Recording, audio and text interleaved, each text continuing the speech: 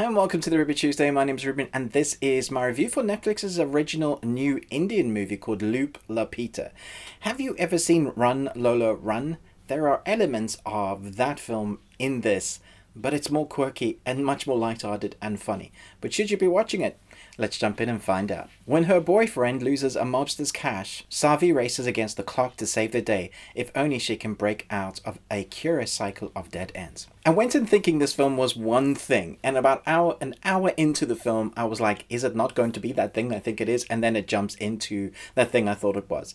And that is me sidestepping the the mystery of the film. I do have to say, you do need to give this film its time. If you think it is the one thing that you were hoping that it was going to be, give it time to build up the story, build up the characters, and then you care about what's going on in the latter half of the second part of this film. That's not to say it isn't interesting in the first hour. There are very creative, colourful shots. The vibrancy, the colour palette that the cinematographer has chosen to use in this is very quirky. The design, even between each clip that they cut through, it's like comic style. The intro itself is all animated. The score is not something I normally hear in an Indian movie. I thought this was very eclectic. It had some Spanish, English.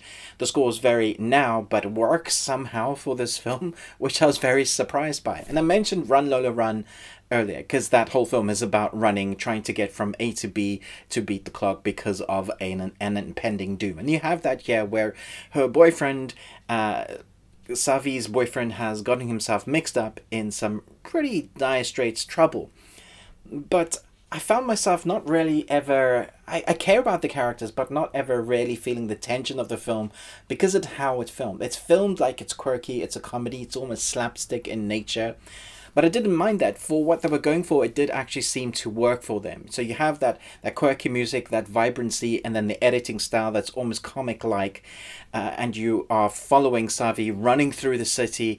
Very interesting camera shot choices as well. High movements, very close up, and then cuts quite quickly. But you're still getting to see what's going on.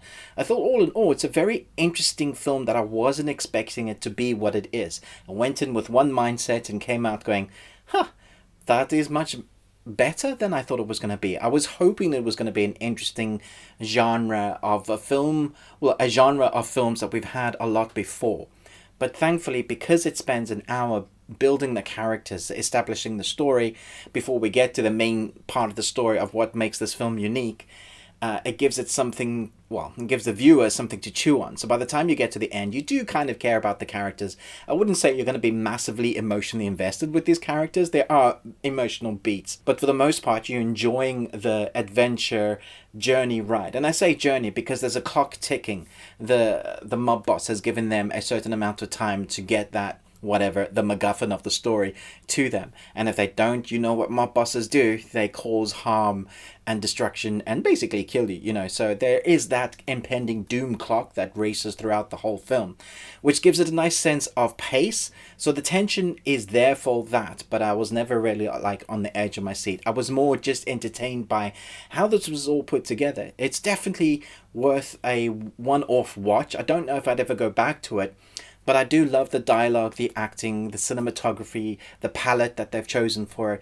It was quite enjoyable. So I'm going to give this 3.5 Nicolas Cages out of 5. Let me know your favorite type of running film that has good tension to it. There have been others where people have been on vehicles or a bike. I remember seeing a cyclist bike one. But for the most part, Run Lola Run kind of stands out there in my mind going, yeah, that is one of the best.